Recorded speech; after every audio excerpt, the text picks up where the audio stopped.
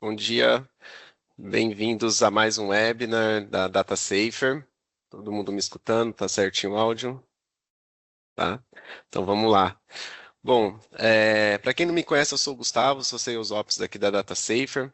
A gente vem fazendo essa série de webinars durante o ano de 2024. E hoje é um webinar especial aí de encerramento desse ciclo, né, de 2024, com o tema futuro do armazenamento em nuvem. Hoje, com o nosso diretor executivo, o Valber, vai apresentar para vocês esse webinar, mas antes eu vou passar alguns recadinhos para vocês, tá? Então, para quem não viu os outros webinars ou queira rever, acessa nosso canal no YouTube, se inscreve lá para você não perder os vídeos que a gente vem postando. Além disso, esse webinar também vai ser postado lá. Então, depois do terminar, vai ter edição e a gente coloca lá também. Você pode ver os que a gente já fez sobre Microsoft 365, sobre o S3, sobre a ferramenta do Cloud Backup, enfim, vários temas lá dentro do nosso canal. E esse daqui também vai ser postado lá. Como sempre, as perguntas, para a gente ter um tempo legal aqui para conseguir falar com vocês, as perguntas podem ser postadas aí no chat e no final da apresentação eu vou ler as perguntas para a gente responder aqui, eu e o Valber, tá bom? É isso então. Durante a apresentação, o Valber vai falar com vocês, eu volto no final para a gente falar sobre, para a gente responder as perguntas, ok? Então vamos lá para a apresentação. Agora o Valber vai falar com vocês. Pessoal, bom dia. Bom dia a todos. Agradecemos aí a apresentação de todos vocês que estão aqui.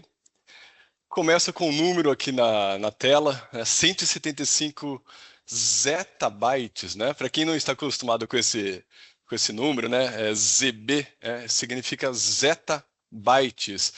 O que é zettabytes? É 1 trilhão de gigabytes, né? Poxa, começando a apresentação assim, já falando nessas coisas de nerd aí, né? Essas coisas meio geek, né? Pessoal, de acordo com a recente pesquisa da IBM, né? O que esse número significa, né? Ela diz que no final do ano de 2025, né? O próximo ano, nós iremos encerrar aqui nesse planeta Terra, né? Nós iremos encerrar o ano de 25 com 175 trilhões de gigabytes, né,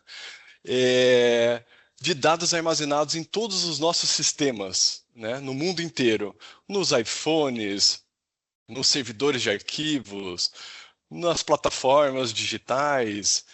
Então é muita informação. Para quem não é tão geek aqui falando, né, é mais ou menos, se você fosse pensar, em 300 bilhões de iPhones, tá, juntos, do mais recente possível. É muita informação, tá, de dados armazenados. Mas de onde que vem todos esses dados que a humanidade toda está gerenciando, está armazenando? Bom, grande parte dela vem dessas letrinhas aqui, chamada IoT, né? Internet das Coisas. Que é a internet das coisas? Como o próprio nome diz, né? A internet conectada nas coisas e não nos seres humanos, né? Por exemplo, um carro autônomo. A gente vê pouco no Brasil, né? Mas fora do Brasil, a gente ouve falar bastante. Um único carro autônomo, ele consome por dia entre 1 e 20 terabytes de dados, gente. Um único carro autônomo, para fazer todo o mapeamento, ali, o zoneamento tridimensional das rotas, né, para onde ele deve percursar. Falaremos também, né, dos vídeos 4, 8K, que hoje já é uma realidade nos cinemas, né?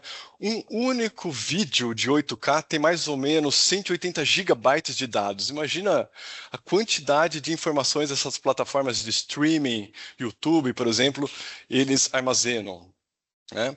E a gente vai ver também, nessa apresentação, sobre essa questão de Big Data e inteligência artificial, tá? Como isso aí também tem contribuído tanto para esse número tão absurdo que a gente viu de 175 zettabytes que nós iremos chegar.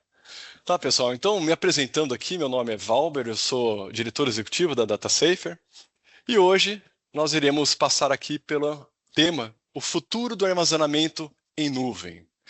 Vou tentar ser o mais genérico possível, eu sei que tem pessoas aqui que não são técnicas, tem pessoas de de outras áreas também. Então, quando eu falar um pouco técnico, vocês me desculpem, mas eu vou tentar fazer uma apresentação que cubra aí um conhecimento geral, tá bom? Então, antes mesmo da gente falar de futuro do armazenamento, vamos entender de onde que vem essa necessidade que o ser humano tem de armazenar dados, né? Se a gente voltar um pouquinho, mas não tão pouquinho assim, né? 100 mil anos a 3.500 mil anos antes de Cristo, nós tínhamos uma forma de armazenamento um pouco diferente do que a gente tem hoje, né? Que a gente armazena nos nossos dispositivos eletrônicos, né? O tipo que o armazenamento era na época, né? Era um armazenamento neural, né? Ficava na cabeça, nos neurônios das pessoas. Então, toda a forma de comunicação era passada de geração para geração de forma oral. Não tinha a escrita ainda. E o que era passado de informação? Era informações de como se caçava, como devia fazer a pesca, né? De geração para geração, de pais para filhos, né? Como que eu devo cultuar a agricultura, né? Regras de comportamento morais, cívicos, né? Os valores sociais e também as leis, os rituais religiosos, tudo isso era passado de forma oral, né, porque não tinha aquilo escrito em nenhum local. Mas tinha um grande problema nisso tudo, é que as informações se perdiam, principalmente em tempos de guerra. Muitas pessoas que detinham aquelas informações, elas já não tinham mais, então não conseguia juntar tudo aquilo para poder manter e preservar aquela informação tão importante, né, que tinha naquela época. Então, já ali em 3.500 anos antes de Cristo, a região da Mesopotâmia, onde hoje é ali Iraque, Irã, Turquia, né, aquela região, se deu então a primeiro tipo de armazenamento de dados, né, de forma com a escrita cuneiforme. O que é isso, né? Era uma argila e as pessoas ela pegava um punhal como esse daqui, em forma de cunha, eles escreviam, cunha é esse risco, né, em forma triangular assim, e ali tinha algum significado dessas palavras que eles queriam preservar, assim como a gente falou lá atrás, né, vamos dar alguns exemplos aqui, já eram registros administrativos, econômicos, né, lá das primeiras civilizações, lá da agricultura, né? Então tinha assim aqui já as primeiras tábuas, as primeiras fichas, os primeiros contratos, né? Inclusive para registrar receita e impostos. Dizem alguns historiadores que o Brasil foi descoberto aqui, né? Junto com a criação dos impostos. Que é brincadeira, né, gente? Fala que o Brasil é o país dos impostos, né? Mas não foi há 3.000 anos e 500 antes de Cristo, né? Mas a gente já pode ver aqui a preocupação que já existia lá em 3.000 anos antes de Cristo com a preservação das informações. E trazendo um pouquinho mais próximo, né, 320 anos ali já na Grécia, não mais na região ali mesopotâmica, a gente já começa a trazer um outro tipo de armazenamento, né? Já o pergaminho aqui, né? Inclusive para preservar um outro tipo de informação muitíssimo importante. Se a gente tem desenvolvedor de software aqui hoje na live, a gente, né, eu falo a gente porque eu também gosto bastante dessa área, o estudo da lógica vem do pai da lógica, né, que é o Aristóteles. Ele que foi a pessoa que desenvolveu ali a lógica filosófica. Então aqui é uma representação em inteligência artificial, a gente não tem o original disso, né? A humanidade não conseguiu preservar isso, do Organon de Aristóteles, né? Então aqui é só um exemplo criado por IA, mas a necessidade do ser humano de armazenar dados, né, e preservar isso para o futuro. E mais para frente também, a gente já começa a ver um local onde todos esses dados começam a ser armazenados, as pedrinhas, lá, as argilas, os pergaminhos, os papiros, né? Foi a criação aqui, são ruínas, né, da Biblioteca de Alexandria, né, que a gente tem ali no Egito. E a gente pode, né, trazendo aqui para os nossos dias de hoje, foram os primeiros data centers, né, a centralização dos dados. Então, aqui a gente já vê lá atrás a necessidade do ser humano de acumular e manter o conhecimento para as futuras gerações. Mas a grande virada mesmo já foi aqui no século XV, né, dos nossos tempos depois de Cristo, ali com a invenção da prensa móvel. Por quê? Até então, toda a informação era detida na mão de pouquíssimas pessoas, né, que fazia parte da elite. E ficava ali na mão do clero, da igreja, na mão dos nobres, né?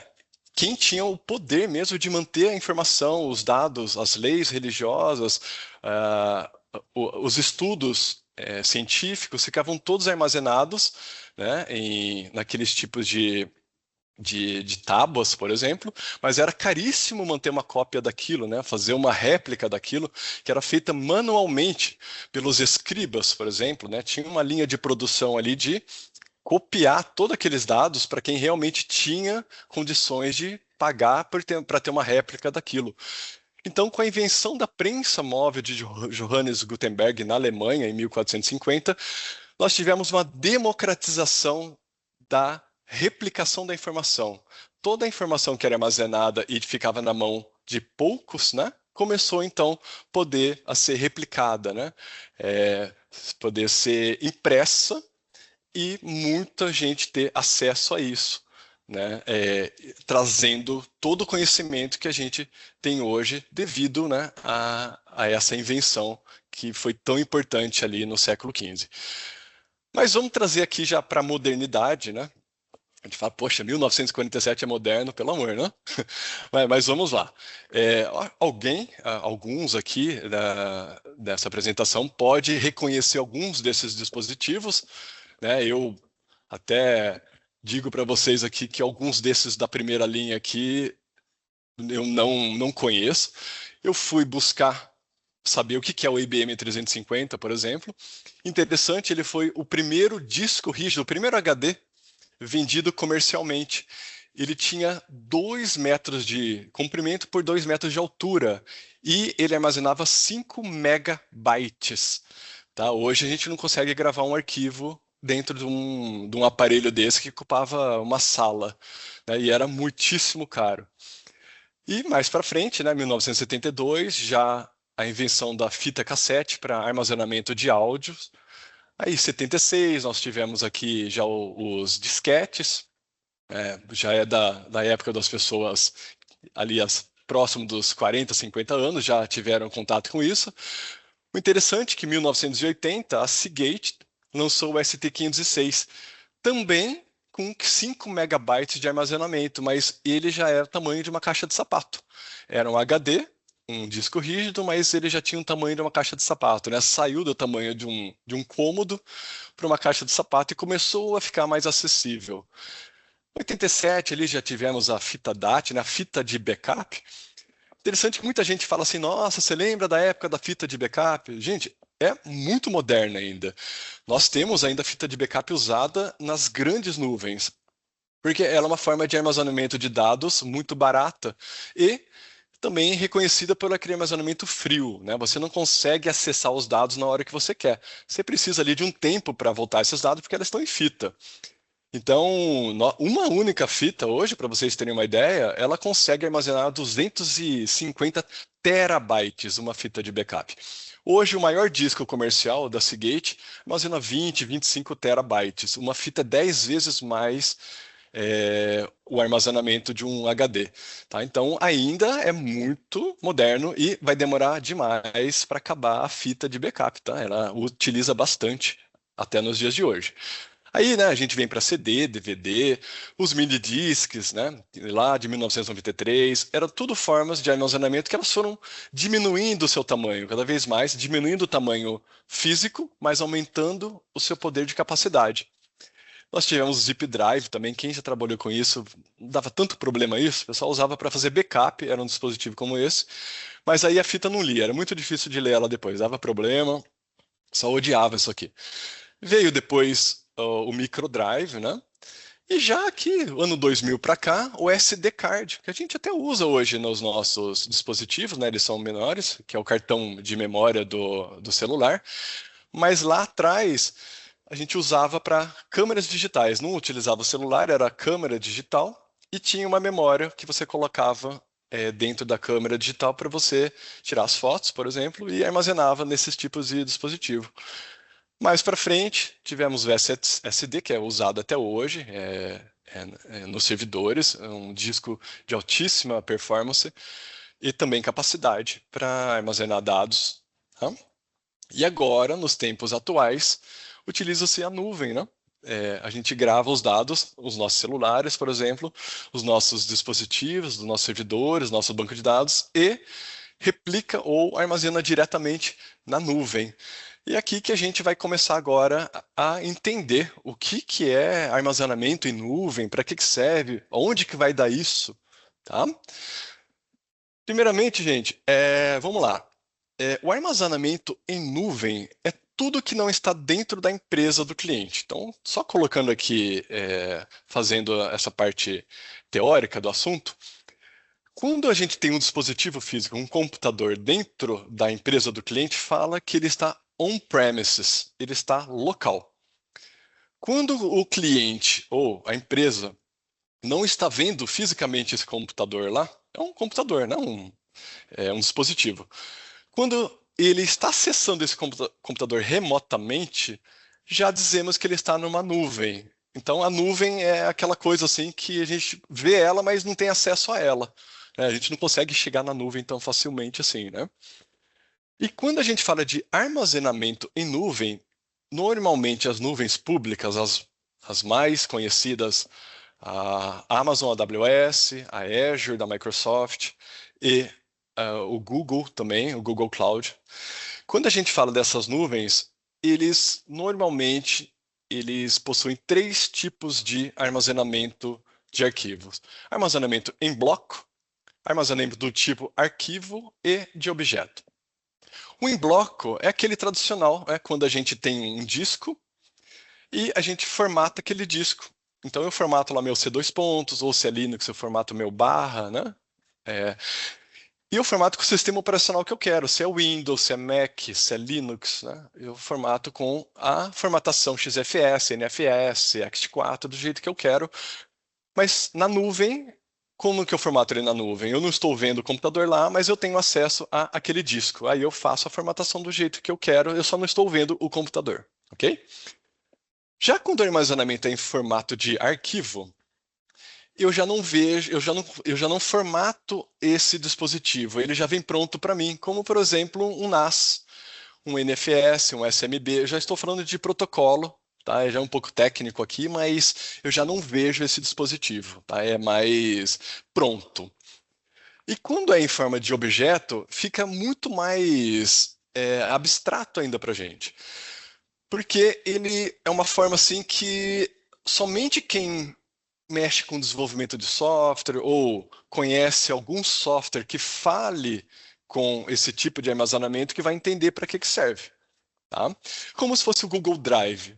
Tá? Mas o Google Drive ele ainda é um software. Né? A gente não está vendo o armazenamento dele, mas vamos pensar como se fosse assim. Mas para que serve cada um deles? O de bloco é para quando você tem uma aplicação que ela precisa de muita rapidez de acesso. Por exemplo, o banco de dados. Não dá para eu esperar muito se eu for consultar um cliente ou editar um cliente num RP, por exemplo, tem que ser muito imediato aquilo ali. Então, eu uso o bloco. O armazenamento de arquivo já é para armazenar dados que não tem tanta necessidade assim de velocidade, tá? E ele pode ser compartilhado também entre várias pessoas. O de objeto, ele já é utilizado para aplicações e normalmente são dados não estruturados. Um banco de dados não vai bem em armazenamento de objeto, porque ele requer muita velocidade e ele não foi desenvolvido para isso, a tecnologia dele. Ok? A gente vai falar um pouquinho mais para frente sobre isso daqui.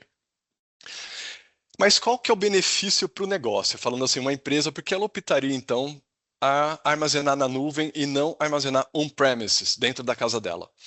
Redução de custo. Então, quem conhece storage, por exemplo, sabe que é caro você ter que aumentar o seu storage. Você comprou um computador lá, pagou R$ 200.000, por exemplo, e acabou o espaço.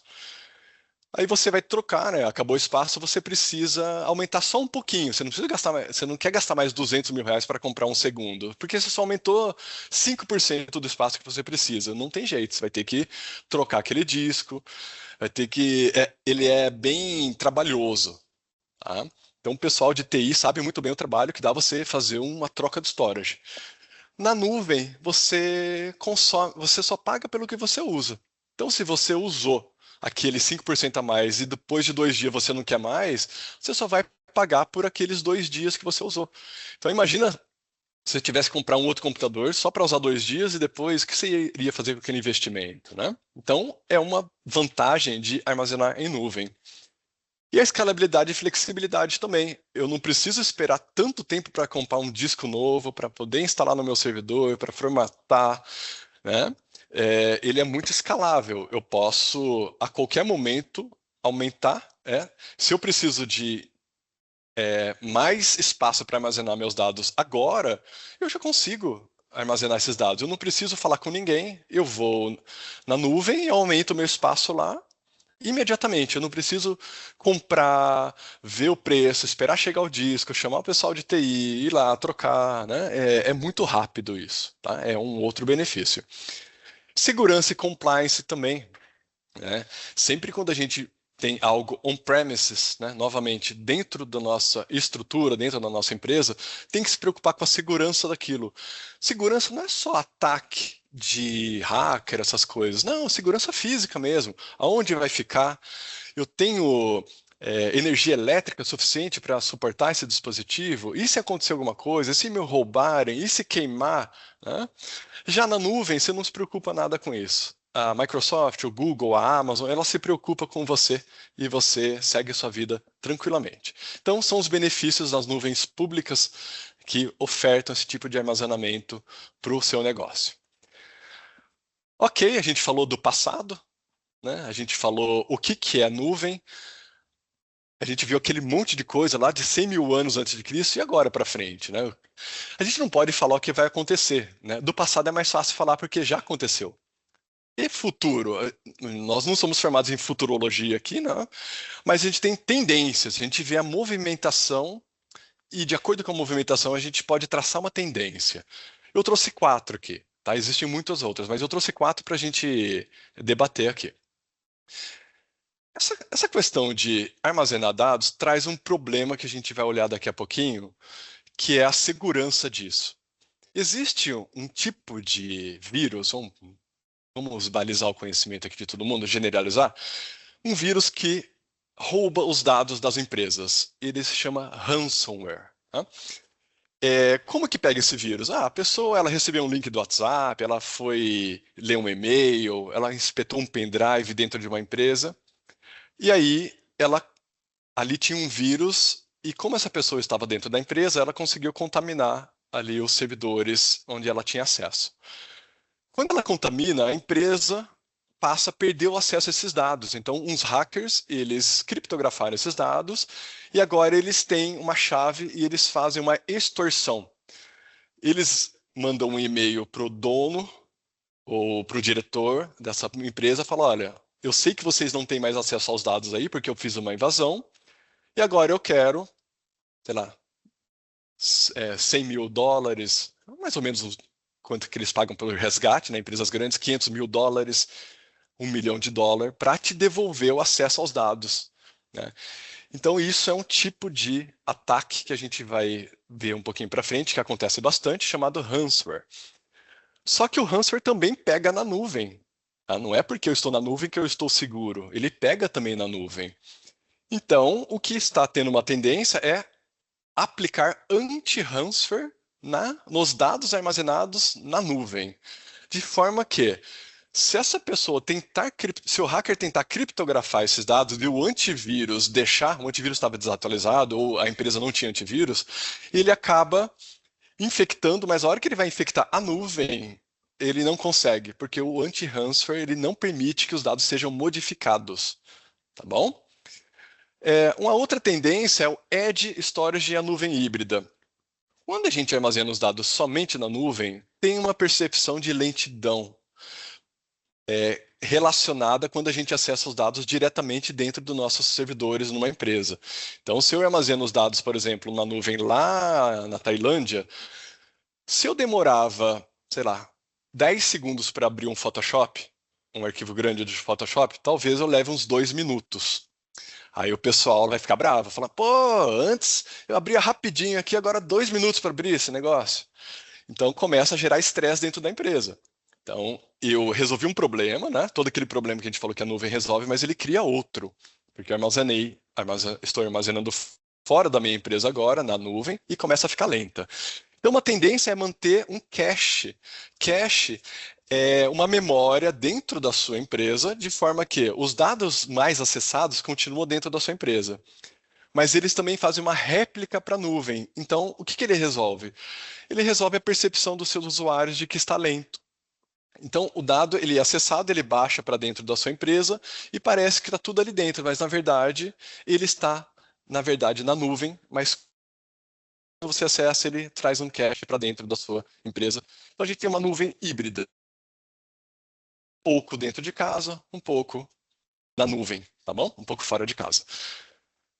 Algumas empresas, quem está acostumado aqui a utilizar serviços de nuvem, já viu que a AWS, por exemplo, quando você vai definir um local que você vai instalar a sua plataforma, ele te fala onde você quer instalar. Na região de São Paulo, na região de Dallas, na região de Boston, você quer na China. Por que ele dá essa opção para o cliente armazenar os dados dele em regiões? Por que ele dá essa opção? Porque quanto mais próximo você tiver do seu armazenamento, menos latência vai ter. Né? Nós temos as conexões da nossa empresa até a nuvem através de cabos de fibra ótica. Elas trafegam na velocidade da luz ali, né? Mas na verdade, existe uma física ali, né? Que tem uma latência, a velocidade da luz, mas existe uma latência de acesso. Tá? Não é quer dizer que é instantânea, que é atômica. Ela é rápida, mas quando está muito distante, como por exemplo daqui na China, vai haver uma lentidão para essa latência da comunicação e sente bastante. Então, a tendência são as empresas colocarem os seus armazenamentos mais próximos geograficamente da onde a empresa está instalada. Se você está em Campinas, você vai querer uma nuvem aqui na região de Campinas.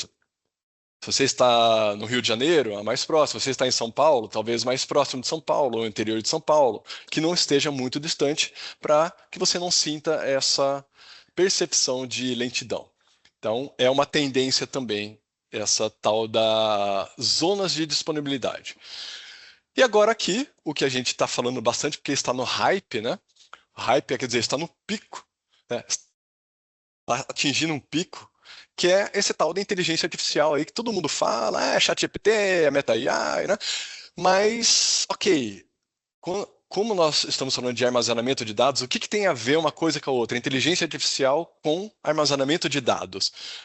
O interessante, gente, é que essas empresas já estão pensando em como aplicar a inteligência artificial nos dados armazenados já na nuvem. Vamos dar um exemplo aqui, gente, um exemplo real, tá? Vamos lá. Aqui é um supermercado e está tendo uma fraude aqui dentro.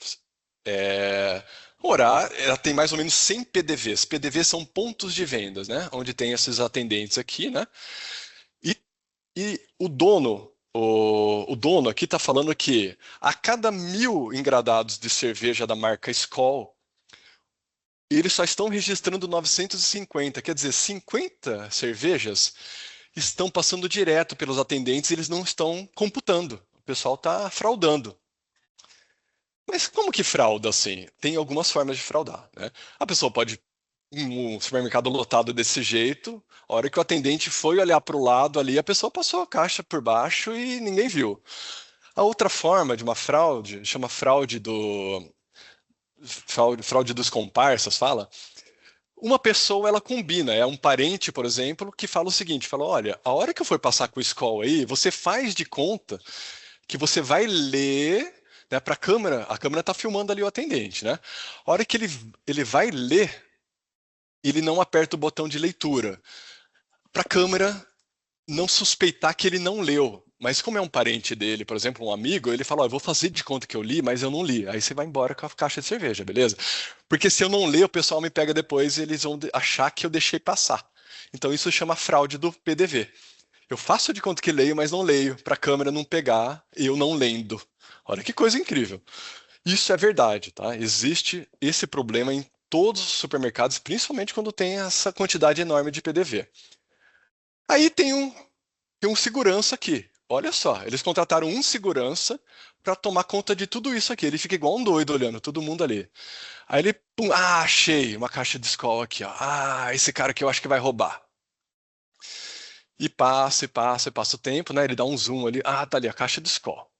Eu vou ficar de olho nesse cara aqui. Eu acho que é ele que, daqui a pouquinho, ele vai passar aqui no PDV 31, eu vou ficar olhando ele e não vai registrar e eu vou pegar que essa pessoa aqui está fraudando. Mas nisso, gente, o supermercado está lotado. Tem 100 PDVs. Eu tenho que contratar, talvez, um operador para cada PDV só para ficar olhando se não tem fraude. Fica caro isso, né? É inviável, né? Como é que a gente poderia resolver esse problema? Aqui a gente traz uma imagem de inteligência artificial. Tá? Mas o que tem a ver essa criança aqui com o PDV? Vamos lá, gente. Quando a gente fala em inteligência artificial, quer dizer que uns camaradas aí, eles descobriram como a gente cria a inteligência, descobriram um laboratório, como que a gente cria a inteligência. Assim como, vamos pegar a insulina. Quem produz a insulina é o pâncreas, né? Para regular ali a glicemia, as nossas glicemias. Só que uns camaradas lá de química, das ciências biológicas, descobriram como fazer a insulina em laboratório. E hoje o diabético que não consegue produzir insulina no corpo, ele toma uma injeção de insulina e ele mantém a vida tranquilamente. Então eles inventaram uma droga sintética que chama insulina, que faz o papel do pâncreas. E uns caras agora inventaram como que a gente cria inteligência. Isso que é inteligência artificial.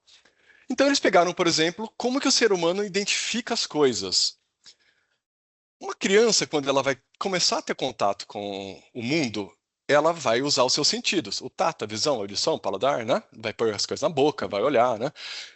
Então a gente quer ensinar para ela o que que é um cachorro. Então a gente olha para ela, olha, apresenta uma imagem e fala: cachorro, isso é um cachorro, au au, né? Cachorro.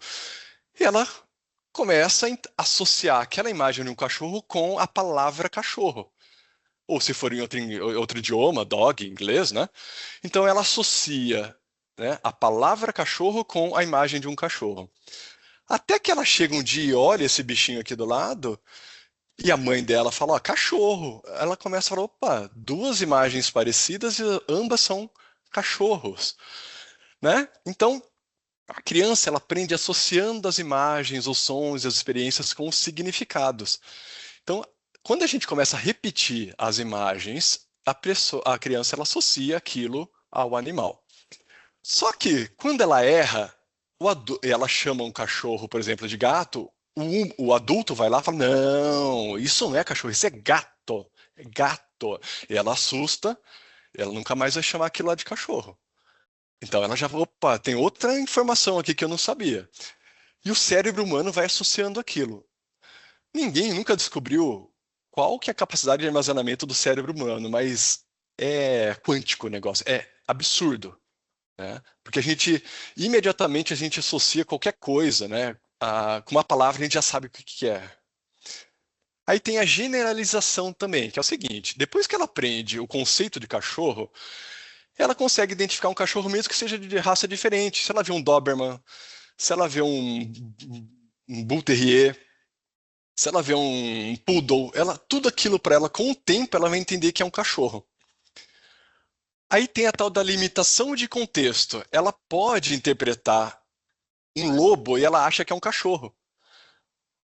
E porque para ela, puto, cachorro. Então, até a criança, até a gente, às vezes, vê um animal, a gente acha que é e não é, porque a gente não sabe tudo.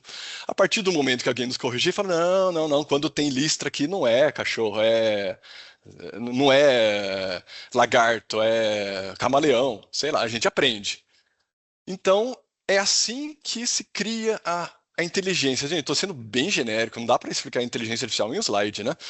Mas é mais ou menos assim que se começa a criar a inteligência artificial, com treinamento da inteligência artificial, treinamento de IA.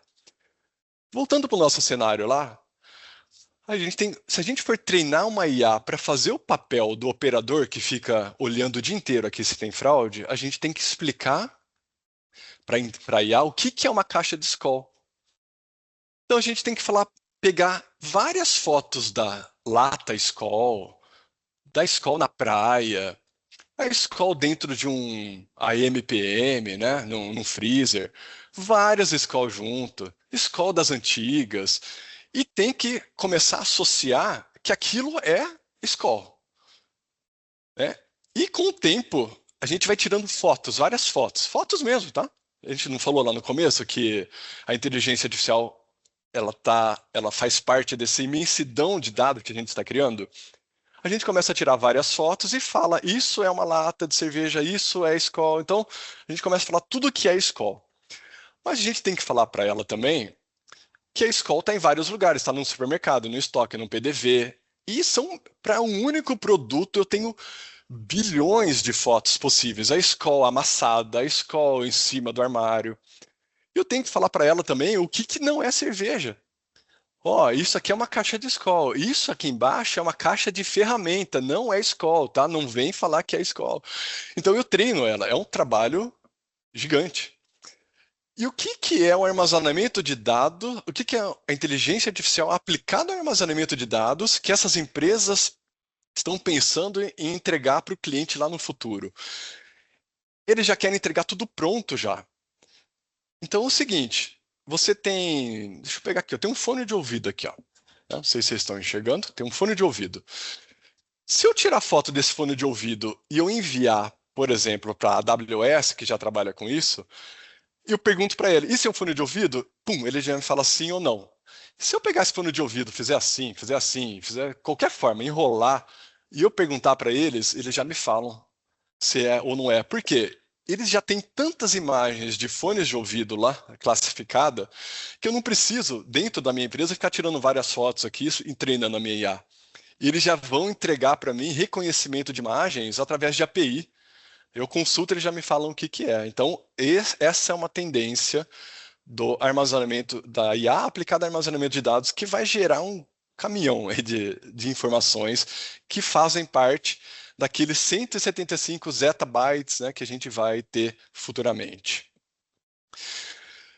Então, aqui no caso, né, se nós tivéssemos uma câmera de segurança aqui no PDV29 olhando aqui, ele identificou umas garrafas aqui, ó, mas ele, a hora que ele identifica, ele fala, parece garrafa, mas a hora que ele olha no CRM, é um leite Italac, não era Skol.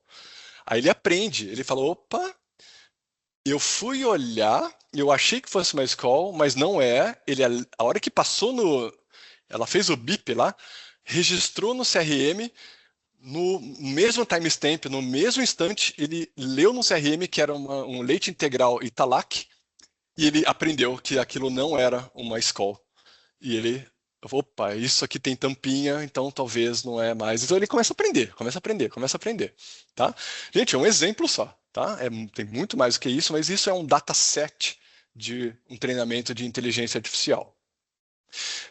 Então a gente começa a ver, né, pessoal, como os dados, como a informação, ela se tornou algo tão precioso nos nossos tempos lá de trás, né, que a gente falou, né, como era importante para a caça, para a pesca, para a agricultura, como a humanidade quer preservar isso para suas próximas gerações, né, e como hoje, cada vez mais, isso aí tem se tornado importante, quer seja para a experiência do cliente, otimização dos processos, né, automação, inteligência artificial, como nós mostramos até aqui. Então, trazendo aqui uma informação do IDC, né, a gente começa a ver de 2014 até 2023, olha que curva exponencial, né, do crescimento em zettabyte, né, que é mais ou menos 1 bilhão de terabyte. Olha como cresceu. Era 6, 8, 97 em 2023. E o que a gente tem pela frente? 120, 149, 182. Mas já falou errado. Falou que era 175, agora 149. A fonte é outra. Lá na frente foi a IBM e agora aqui é a IDC falando. É aproximadamente, né? Acertou, né? Está entre 149 e 182. A IBM prevê 175, o IDC prevê 149. Tá ali, né? Tá bem próximo, é uma previsão. a gente não consegue garantir, né? É algo, uma tendência só. Mas olha só que absurdo, né? Como isso tende a crescer, essa tendência continua sendo uma curva exponencial até 2028. E quando a informação ela começa a ser tão importante assim para as empresas, por outro lado, a gente começa a ter um problema da vulnerabilidade. Por quê? Já que ela tem valor, ela é algo muito valioso para a empresa, a gente tem, tudo que tem valor tem alguém querendo tirar vantagem daquilo. Como eu dei exemplo lá atrás, o ransomware, que é aquele ataque que rapta os dados, né? Então a gente vê que também ele está aumentando exponencialmente aqui, né? Não tanto quanto o armazenamento de dados, mas o ataque ele vem crescendo ano após ano. 24 a gente não tem porque ainda não fechamos o ano, mas olha só como ele tem crescido. E o Brasil vai muito bem, tá? Já é o segundo maior, que mais tem ataque no mundo. Logo ele já chega em primeiro, tá, gente? Brincadeiras à parte, né? Coisa ruim assim, né? O Brasil é o segundo maior país do mundo infectado por ransomware, é o país que mais sofre. Só fica atrás dos Estados Unidos, tá? Em 2024 nós tivemos um surto que impactou mais de 1.000 empresas. Quando a gente, pô, mas só 1.000 empresas? Quando a gente fala essas 1.000 empresas, são empresas grandes, são instituições financeiras, são empresas do agro, são empresas que vale a pena sair na mídia, né? Mas são muito mais do que isso. As pequenas empresas são impactadas diariamente, a gente sabe, porque nós trabalhamos com o resgate desses dados através do backup, e a gente vê quantos clientes nos solicitam o backup, né, para poder restaurar os dados que foram infectados por ransomware. E interessante, gente, que 3 setores respondem pela maioria desses ataques: o setor público, o saúde e mídia também, e entretenimento e lazer. O público a gente sabe, né? O público normalmente tem um problema com verba, né? Mas, poxa, saúde, o que será que acontece, né? O pessoal, pô, é, chegar no hospital, invadir um hospital, parar os equipamentos, prejudicar os doentes que estão lá. Pô, o que esse pessoal quer? Gente, eles querem dinheiro, eles não querem prejudicar doente, não é nada disso, não. Isso é coisa de Hollywood, eles querem dinheiro. De acordo com a Checkpoint, uma empresa de segurança muito conhecida internacionalmente, um único arquivo, um único documento raptado na Darknet tem um valor, tá? Tem uma bolsa de valores lá na Darknet. O resgate está saindo mais ou menos $5 a $60, dependendo do tamanho da instituição.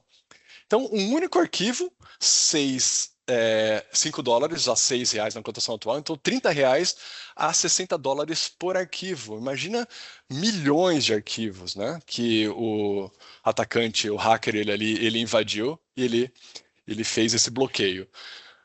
Então, na verdade, eles estão interessados nos dados, nos registros médicos, nos resultados dos exames dos pacientes, nas informações do hospital, e não em prejudicar o aparelho de respiração do doente. Não, não é bem isso. Eles querem dinheiro. Tá? É crime de extorsão, né? Quando eles querem um valor por aquele resgate, e às vezes o hospital ele fala assim: não, não, beleza, eu tenho o meu backup aqui, eu vou retornar. Mas aí tem um outro problema. Falar, beleza, então eu vou divulgar esses dados. Quando eles divulgam os dados de pacientes publicamente na mídia, o hospital ele vai tomar um processo da LGPD. Por quê? Os dados de uma pessoa física, a LGPD pega somente pessoas físicas, tá, gente? Só dados de pessoas CPF. Então, se um CPF, se o dado de uma pessoa física for divulgado, a LGPD cai em cima. Aí o responsável, que é o hospital, que faz a custódia desses dados, vai responder legalmente por aquilo. Então, esse é um problema. E a gente vê também, gente, que não é só setor médico, público, saúde, entretenimento. Nós que somos da área de TI, a gente tem um pouco de soberba ali, né? A gente julga muito, fala, também esse pessoal não sabe proteger os dados, esse pessoal não sabe mesmo. Mas não é não. Empresas de tecnologia também sofrem, como a TOTUS, né? A gigante de RP, sofreu esse ano, né? Aqui em 2024, ela sofreu com ataque de ransomware também, saiu na mídia. No passado, nós tivemos a Ative também, uma empresa que trabalha com SAP muito conceituada. Ela sofreu com ataques de ransomware também. A Sonda Procwork, são tudo informações públicas, tá, gente? A Sonda Procwork, que é uma empresa muito grande, com sede no Chile, mas também tinha servidores no Brasil. Ela sofreu ataque, ela foi até a mídia por causa da LGPD. Eles tinham dados de pessoas físicas do Brasil, mas esses dados não foram expostos. Então, elas foram até a Agência Nacional de Proteção de Dados para poder informar sobre esse ataque, mas não teve vazamento de dados. Então, a gente pode ver que empresas de tecnologia também são alvos disso, não somente os demais tipos de negócio. E existe um mito também, que é o mito da segurança na nuvem. Ah, se eu estou na nuvem, eu estou seguro, não preciso me preocupar. Olha só o que a Microsoft diz, tá? Isso aqui vocês podem procurar aqui, tá? Microsoft.com/Service Agreement, tá? Que é o termo de uso deles. Eles falam o seguinte: nós, da Microsoft, trabalhamos para manter os serviços em funcionamento. Tudo bem. Entretanto, todos os serviços online sofrem interrupções e paradas ocasionais. E a Microsoft não é responsável por nenhuma interrupção ou perda de dados que você possa ter. Então, nós recomendamos que você faça backup regularmente dos conteúdos que você tem na Microsoft, utilizando os serviços, né, deles mesmo, ou que armazenem em serviços de terceiros.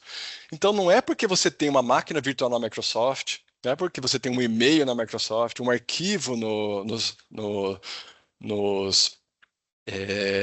drives da Microsoft, que eles estarão seguros.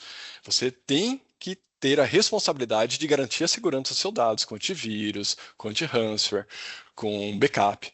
Tá? Então, não é porque está na nuvem, meu cliente tinha dentro de casa, agora ele está na nuvem, ele está seguro. Não é, não. É estar na nuvem e replicar os dados para uma outra nuvem. Aí sim, talvez ele esteja seguro. E mesmo depois de tudo isso que a gente falou, gente, somente 32% das empresas no Brasil têm a política de segurança da informação. Não quer dizer que só 32% das empresas fazem backup, não é isso. 32% das empresas têm uma política de backup. Normalmente, a maioria das empresas fazem backup, mas elas fazem porque o analista ali, ele tem medo de perder os dados e ele acaba fazendo backup por conta própria, mas não porque a empresa definiu se o backup tem que ser feito, a periodicidade daquilo, o tempo de retenção. Isso é política que tem que vir do board da empresa, né, lá da diretoria, tá bom? O interessante aqui, gente, é que existe uma penalidade na ordem tributária, que é a lei número 8137, é uma lei, tá? Que ela prevê crime, tá? Contra a ordem tributária. Se uma empresa ela não tiver o XML de uma nota fiscal, por exemplo, ela pode cair na lei 8137. Isso aqui pode levar até a pena de reclusão ou multa, tá? A pessoa ela pode ir presa, tá? Então, o diretor de uma empresa que a sua contabilidade não conseguir apresentar um arquivo de XML para a Receita Federal, ela pode receber uma penalidade onde o diretor que responde legalmente pela empresa pode ir preso, tá? De 2 a 5 anos de reclusão ou multa. É lei, tá? Não é projeto de lei, não é melhor prática, não é lei, gente. Então, muitas empresas não sabem disso. Tá bom? Então, a gente sabe as consequências aqui, falamos algumas delas já, né? A consequência das perdas de dados, né? Para toda a operação, uma empresa ela pode perder todo o seu banco de dados, pode parar o acesso até da entrada que os funcionários têm numa empresa, quando a gente pega um ransomware, por exemplo, porque ele invadiu, ele criptografou tudo, tem impacto financeiro violento, se vai na mídia, perde a reputação daquilo, né? Pô, eu confio tanto nessa instituição e ela foi invadida, será que eu deveria deixar o meu dinheiro lá, se é um banco, por exemplo, né? A gente começa a ficar um pouco preocupado com isso, né? Então a empresa ela perde bastante a reputação quando ela tem perdas de dados. Consequências legais, né? O custo para remediar, eu sempre falo, o backup ele é remédio. Remédio, normalmente ele é amargo. Então, nunca queira precisar do backup. Sempre tem a proteção antes, a prevenção. Então, a vacina é melhor do que o remédio. É muito melhor eu ser vacinado do que ter que tomar remédio para combater uma doença que eu já peguei. Então, tenha proteção de dados, tenha antivírus, anti-spam, tenha DLP, tenha tudo isso antes para tentar proteger seus dados. E o backup também. Porque se mesmo assim a sua vacina não protegeu, aí você tem o backup, que é um remédio amargo, demora, né? Se você tem 50 terabytes de dados, por exemplo, você não recupera isso tão rápido, demora dias para voltar isso. Então, a empresa vai ficar parada alguns dias. Se é para restaurar um arquivo só, uma foto que você perdeu, um documento, isso é imediato, mas recuperar grandes bancos de dados vai demorar bastante. E pode também, se essa perda de dados for permanente, se a empresa não conseguiu nem pagar pelo resgate ali do ransomware, por exemplo, nem ter um backup, ela pode ir para falência, sim, como acontece com muitas empresas que passam por isso. Ok? Pessoal, falei bastante sobre isso, sobre essa tendência do armazenamento de dados. Vou falar rapidamente das soluções da DataSafer. Não quero entrar aqui em apresentação de produtos, tá? Mas a DataSafer, para quem não nos conhece, nós somos uma empresa de armazenamento de dados, tá? E nós temos o Object Storage, que eu falei lá atrás, que era algo que eu ia explicar um pouquinho mais para frente, como que ele funciona. E eu gosto de mostrar como funciona na prática. Tá? Então, vamos para casos de uso. Tá? Tinha um hospital, gente, que é um cliente nosso, né? E ele tinha muitos arquivos e os ERMs, que são os prontuários médicos, estavam crescendo bastante. E eles tinham que armazenar esses dados de pacientes por 20 anos.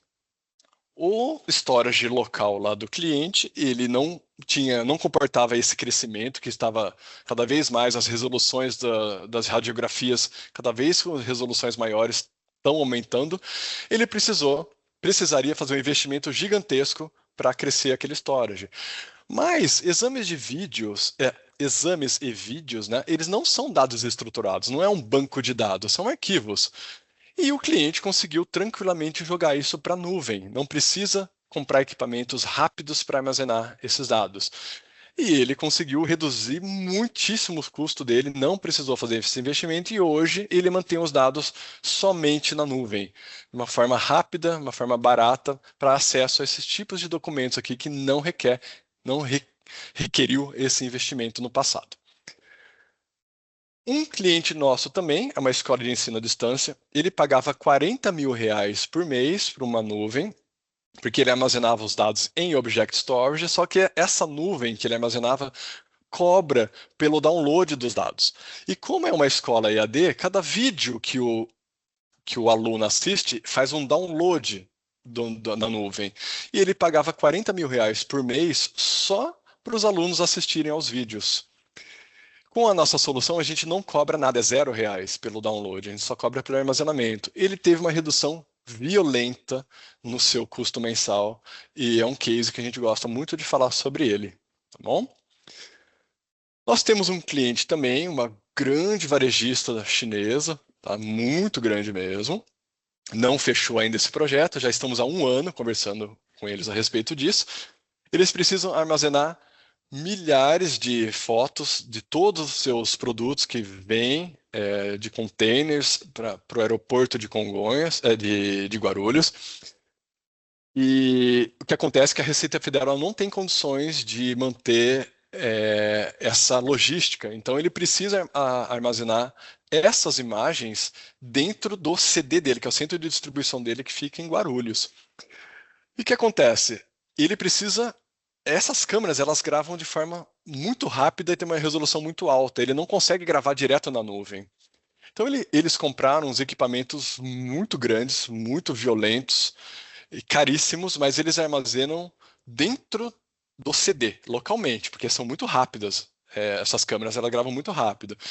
E o nosso projeto é fazer um esvaziamento desses equipamentos deles que estão gravando local para a nuvem, e fazendo o escoamento desses dados e apagando os dados localmente dele.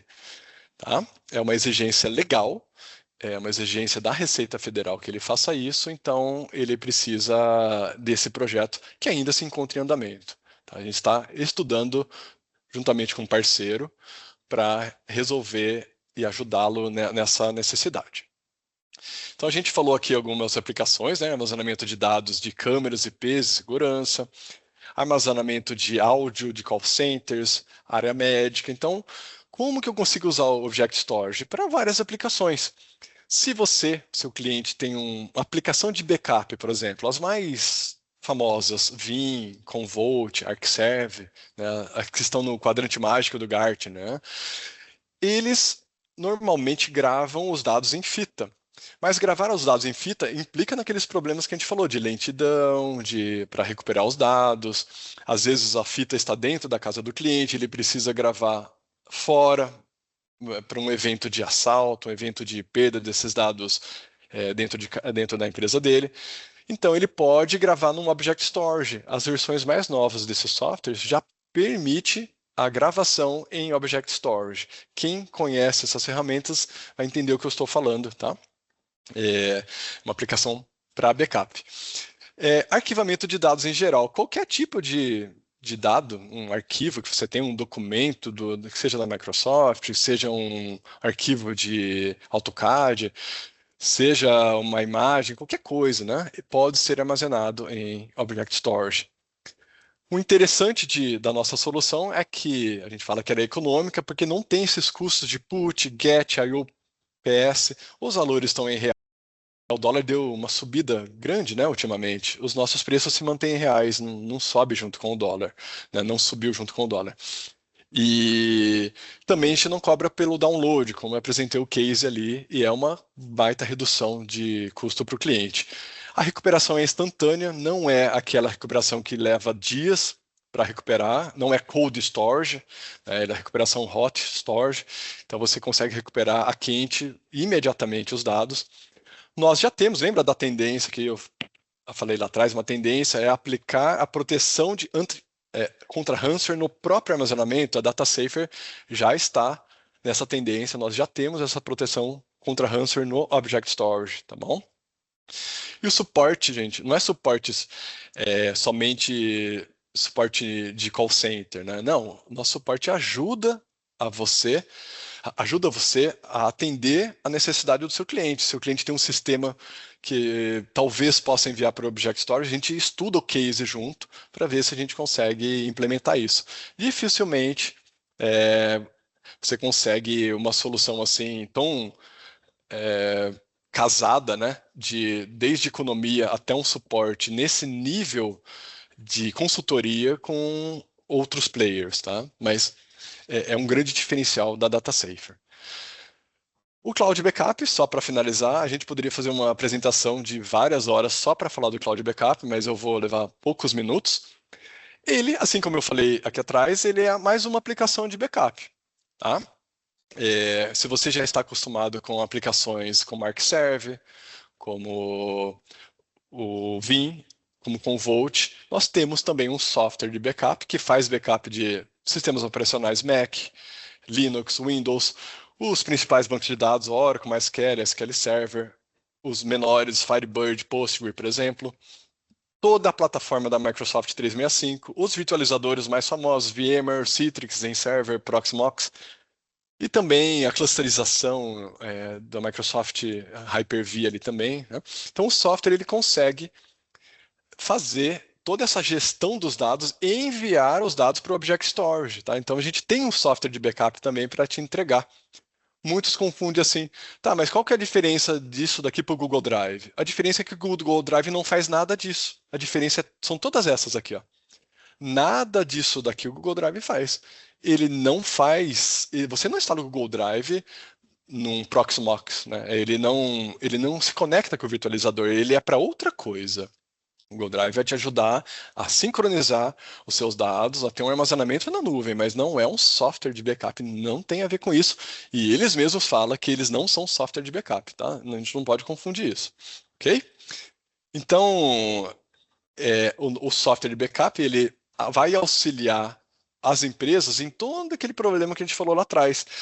perda de reputação, perda de dados, falência, né? Então, é a continuidade dos negócios. Vou evitar a falência de um negócio, né? Prover criptografia para esses dados não serem acessados de qualquer lugar, né? Até para um requisito da LGPD. Eu tenho a informação de uma pessoa física armazenada, essa informação não pode ser divulgada. Então, eu tenho que ter algum mecanismo para criptografar, para mascarar esses dados no armazenamento. E eu também permite eu aplicar as minhas regras de segurança. Lembra, política, que somente 32% das empresas têm uma política? O software de backup permite que a empresa aplique a política de segurança dela no software, criando agendamento, criando tempo de retenção, criando as réplicas. Eu quero manter o backup somente na nuvem, somente on-premises na nuvem, 3, 2, 1, enfim. Tá? Como eu falei para vocês, valeria aqui uma apresentação só para falar disso e não é um intuito, tá bom? Então, só para tirar dúvida aqui, mas qual que é a diferença de um para o outro? O Object Storage é só, vamos pensar, um armazenamento, não tem software. O software é do lado do cliente, ele que vai ver o software que ele quer. Se é software de câmera, se é software de backup, se é software médico, se é software de logística, o cliente se vira com o software. Nós também temos um software para vender. E quando a gente casa o software com o storage, a gente chama de Cloud Backup. Tá? Então, o Cloud Backup é o software mais o storage. O Object Storage é só o storage, não tem o software. Ok? Finalizamos aqui, gente. Só quero falar um pouquinho dos números da DataSafer. Nós temos hoje mais de 200 mil servidores protegidos, com a parceria que nós mantemos com mais de 1.200 provedores de tecnologia pelo Brasil. Poucos estados ainda não temos parceiros, mas a maioria já estão cobertos. Os estados que não têm, sempre tem algum parceiro por perto aqui para auxiliá-los. Mas nós temos aqui 93% de todos esses clientes, eles estão satisfeitos conosco, né, com as nossas soluções, atende o público dele, atende o mercado que eles estão buscando. Trabalhamos com 2 data centers Tier 3 no Brasil, tá? Os dados estão aqui em território nacional. Você pode vir visitar o data center, tá? É um data center Tier 3, como eu falei, com várias certificações. Podemos marcar de fazer uma visita ao data center. E nós temos aqui também um crescimento nos últimos 3 anos muito acelerado, de acordo com aquela estatística que eu mostrei do IDC, como esses dados vêm crescendo e como vai crescer até 2028. Nós também estamos percebendo aqui dentro da DataSafer esse crescimento em nossos storages aqui, que nós somos uma partinha daqueles, né, muito distante, né, muito distante dos 175 zettabytes, mas nós somos uma poeira cósmica ali dentro desse mundo de informação que nós estamos armazenando. Ok? Gente, consegui finalizar aqui, passamos só um pouquinho do tempo e volto aqui a palavra para o Gustavo. Agradeço a presença de vocês, pessoal. Qualquer dúvida, fiquem à disposição para mandar no chat. Obrigado, Valber. Tá saindo meu som? Tá, legal. Que bom. Então, aí na tela para vocês... esqueci de ligar a câmera. Vamos lá. Agora som e imagem. Então, aí na tela para vocês tem um QR Code. Aí está escrito Cloud Backup, mas para falar sobre qualquer assunto, para falar sobre Object Storage também, pode entrar em contato aí pelo QR Code, se inscrever. Se tiverem dúvidas, podem mandar, a gente já passou um pouquinho do tempo, então se tiver alguma dúvida, podem ficar à vontade para mandar também para o comercial@datasafer.com.br. A Monique postou aí os links para vocês sobre as 2 plataformas, e vocês podem acessar tanto para o Object Storage, também para falar do Cloud Backup, tá ok? E é isso, então agradecer vocês. Essa live vai ser postada depois no YouTube, como eu falei, se inscrevam lá para não perder os nossos vídeos. Agradeço os nossos parceiros, aos nossos não parceiros também que nos acompanharam durante esse ano nessas lives, nesses webinars, e espero vocês o ano que vem também para a gente continuar com esse conteúdo, tá bom? Obrigado a todos e até a próxima.